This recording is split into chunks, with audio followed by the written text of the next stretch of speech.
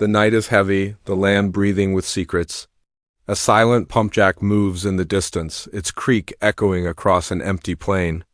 Darkness stretches far and wide, but the faint glow of fire flickers in the horizon like the earth itself is alive, restless, ready to burst. A storm is rolling in, not of wind and rain, but of power, betrayal, and voices buried deep in the soil. The ground looks still, but it trembles underneath, carrying the weight of unfinished stories. The camera glides slowly over endless oil fields. Shadows stretch long against the horizon as the metal arms of rigs move up and down like tired giants. The sound of steel grinding fills the silence, echoing across the empty land. A single lantern swings in the wind, its light sharp against the darkness. The ground is cracked, dry, scarred by years of digging. From far away, a faint orange glow burns, an oil flare lighting the sky like a warning. The land feels deserted, yet alive, like something unseen is breathing just beneath the surface. A figure walks across the frame, faceless, just a shadow against the machines. Their boots hit the ground with slow, heavy steps. Dust rises with each move, hanging in the air like smoke. The land is quiet, but there's a weight pressing down, an unspoken tension that fills every corner. A distant thunder rolls, not from the sky, but from the ground below.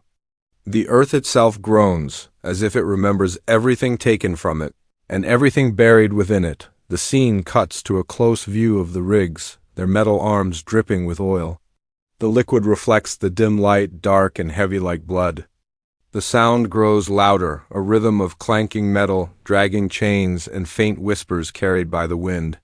The whispers aren't clear, but they echo with urgency, fragments of deals, promises, and lies. The voices fade quickly, leaving only silence. But the silence is worse. It feels like waiting, like holding breath before something breaks. The camera shifts to the horizon. The oil flare grows brighter, flames twisting violently against the night sky. A raven circles above, its wings slicing through the dark. Below, the shadow of the lone figure stops, staring into the flames. Their faces never shown, only their outline caught in the firelight. The storm clouds rolling closer, heavy and black, covering the stars. The sky feels like it is about to collapse, pressing down on the land with invisible hands. The ground cracks suddenly. A thin line spreads across the dirt, glowing faintly red as if the earth is bleeding light from its core. The figure kneels beside it, touching the ground with one gloved hand. Dust and ash rise, curling in the air like smoke from a dying fire. The crack pulses once, then goes dark again. The silence is deep, almost suffocating. The figure doesn't move. Their shadow stretches long, swallowed by the fire behind them, while the machines keep working, steady and heartless, as if they've been moving forever and will keep moving long after everything else has ended. The camera pulls back, showing the endless land again, wide, desolate, scarred. A place that feels like it has no mercy, no forgiveness. Just as the wind rises, carrying the sound of rattling chains and shifting metal, a single line cuts through the silence. You thought the ground was steady, but it was only waiting to crack. Asterisk, the air grows heavier as the scene shifts from the lonely oil fields to a different kind of darkness, the kind that lingers inside closed rooms and whispered conversations. A table stretches out under the glow of a single overhead light. Around it, faceless figures sit in silence.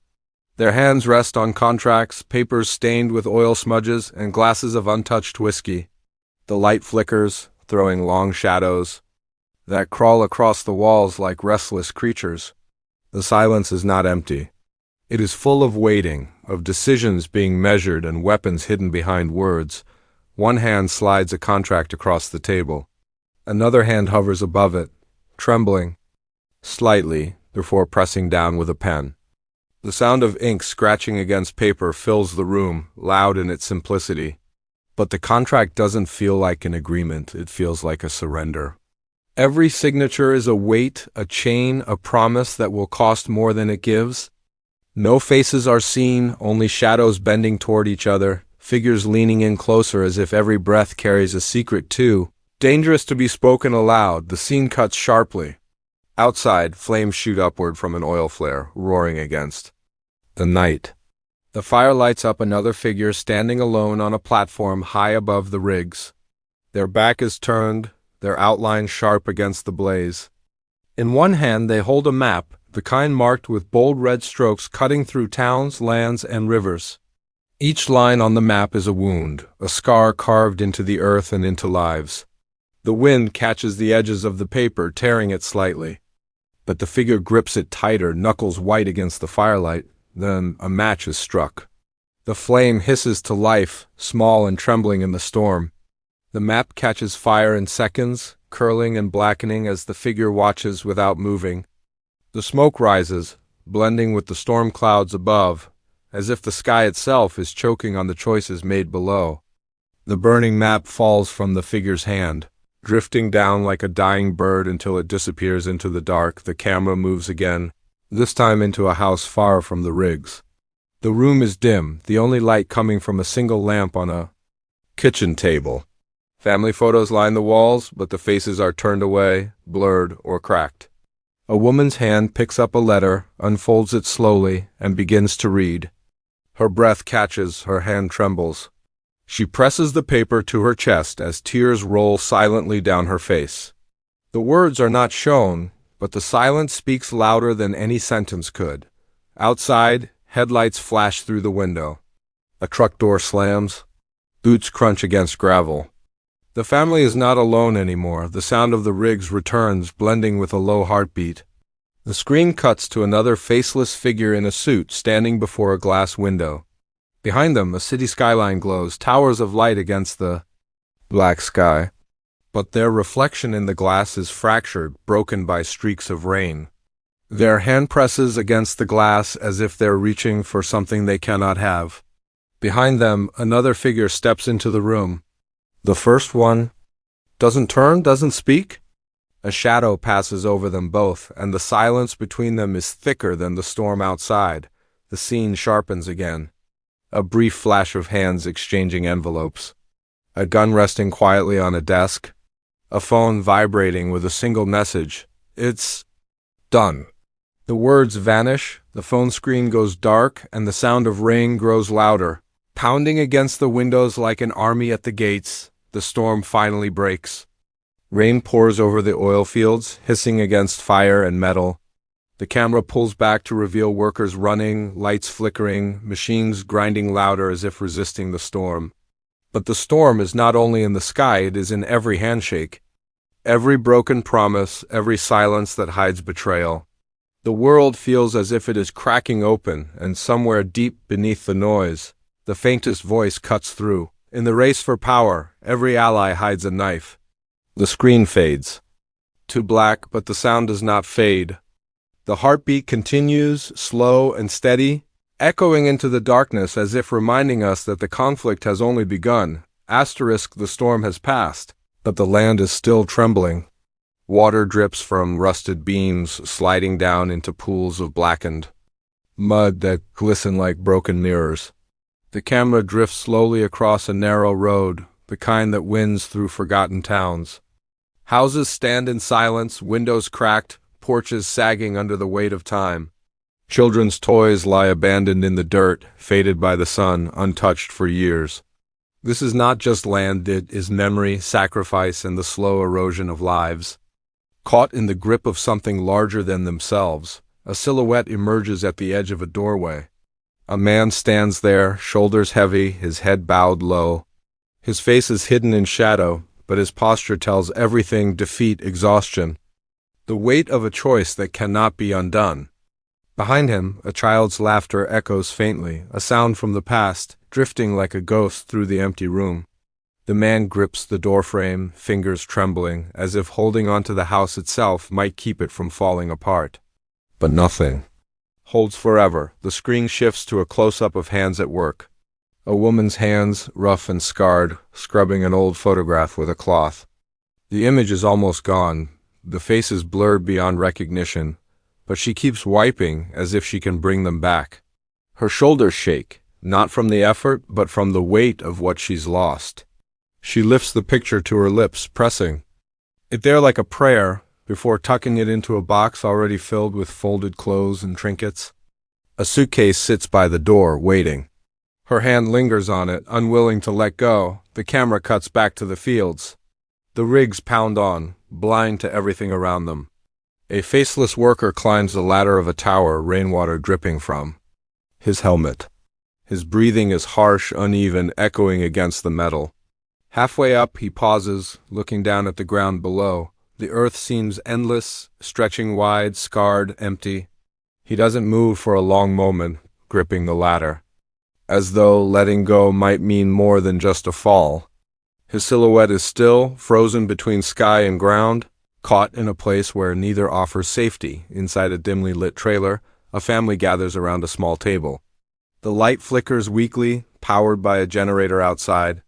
On the table lies an envelope unopened, heavy and marked with the seal of a company that everyone knows but no one trusts. The father's hand hovers over it, pulling back before touching it. His wife stares at him, her eyes sharp, filled with fear and anger, though her face is hidden in shadow. The children sit quietly, sensing the tension, their small hands gripping each other under the table. The father finally reaches for the envelope, tears it open, and pulls out the paper inside. His eyes move across the page. His chest rises once, heavy, before he lets out a breath that feels like surrender. The scene cuts to a courtroom. Rows of faceless figures sit in silence, papers stacked high, voices low but sharp. A gavel slams against wood, the sound echoing like a gunshot. One figure stands alone in the center, their shoulders tense, their shadow long against the wall. They do not speak, but their silence carries more weight than any argument. The eyes of the court press down on them, invisible, but suffocating, and still they stand, waiting for a verdict that is already written. Back in the fields, fire rages again. An oil pipe bursts, flames shooting into the sky. Workers scatter, silhouettes running against the light. Among them, one figure stumbles, falling into the mud. Another stops, turns back, and runs toward them. Their hands reach out, grasping each other in the chaos. The fire roars louder, machines scream, and the storm begins again. For a moment, the camera freezes on their locked hands, one pulling the other from the ground, before the scene cuts sharply to black dot in the darkness. A single voice breaks through, quiet but firm. Some fight for survival, others for legacy. But everyone pays a price. The words linger long after the voice fades, leaving only the sound of the rig's steady, relentless, like the beating of a heart that cannot stop. The night is not silent anymore. It is alive with chaos, every sound sharper, every shadow deeper. The storm has returned, heavier than before, ripping across the oil fields with a fury that feels almost personal. The camera dives into the heart of it, showing flashes of light cutting through the dark explosions in the distance. Fire climbing high into the sky, raindrops sizzling against steel. The earth shakes with each blast as if the land itself is fighting back against those who carved into it for too long. The screen jolts to a room filled with chaos of a different kind. Papers scatter across a long table, caught by the wind from an open window. Shadows of men and women argue in silence, their mouths moving but their words lost beneath the roar of the storm outside. Their hands slam against the table, fingers pointing, fists clenching. One figure steps forward, slamming a folder down so hard that the sound cuts through the noise like a crack of thunder. The others fall silent, their outlines frozen in the flicker of lightning. Whatever has been revealed in that folder, it is enough to shatter every fragile alliance. A cut to the rig's one collapses in flames, steel bending and breaking, sparks raining down like shooting stars. Workers run, their silhouettes frantic, their helmets glowing faintly in the firelight. The camera follows one figure as they stumble through the mud, the ground splitting beneath their boots. The earth opens in jagged lines, glowing faint red as though something alive is stirring. Below, their shadow stretches long, torn apart by fire and lightning until it disappears into the storm. The scene slows. A hand grips a steering wheel tight, knuckles pale in the dim light of a truck cab. Rain batters the windshield, but the driver does not move. their face hidden in darkness. The wipers squeal back and forth, revealing nothing but broken roads ahead. A phone buzzes on the seat beside them, lighting up for a second with a single word, "Run." The driver doesn't pick it up. Instead, they start the engine, the roar of it blending with thunder as the truck lurches forward into the storm. Another cut, this time to a courtroom again, but not the same as before. The benches are empty, the walls dripping with rainwater from a leak in the ceiling. A lone gavel lies on the judge's bench, abandoned, cracked down the middle. The silence here is not peace, it is defeat. The camera lingers on the broken gavel until the sound of a gunshot tears through the quiet. The screen goes black for half a beat before flickering back to life, showing only silhouettes moving quickly through a hallway. No words, no faces, only shadows chasing shadows. Back in the fields, lightning strikes an oil tank. The explosion is massive, throwing fire into the sky. The camera sweeps through the chaos, machines torn apart, figures running, others standing still as if frozen by the destruction. The fire reflects in pools of water, turning every puddle into a glowing pit of orange light. A raven cuts across the scene, wings outstretched, screaming as it vanishes into the storm. The pace quickens. A montage flashes in rapid cuts, hands exchanging envelopes, a fist slamming into glass, a map spread across a blood-stained desk, a door slamming shut, children huddled under a blanket, a faceless figure standing on a rooftop with flames behind them. Each image flickers for only a second, like fragments of a nightmare, but together they form a story of betrayal, desperation, and survival. The heartbeat returns, louder than ever, pounding through the chaos. Each thud grows faster, sharper, building tension. The storm rages, the fire grows, and the screen fills with noise until suddenly everything stops. Silence, darkness, a single whisper breaks through. Steady and cold. Landman. Season 2. The title burns onto the screen in bold white letters against black, the edges flickering like fire. Beneath it, faint words fade into view. The ground never forgets. The screen fades to black one last time. Then, just as the silence settles, the faint creak of a pump jack echoes in the distance, slow and relentless like a heartbeat that refuses to die.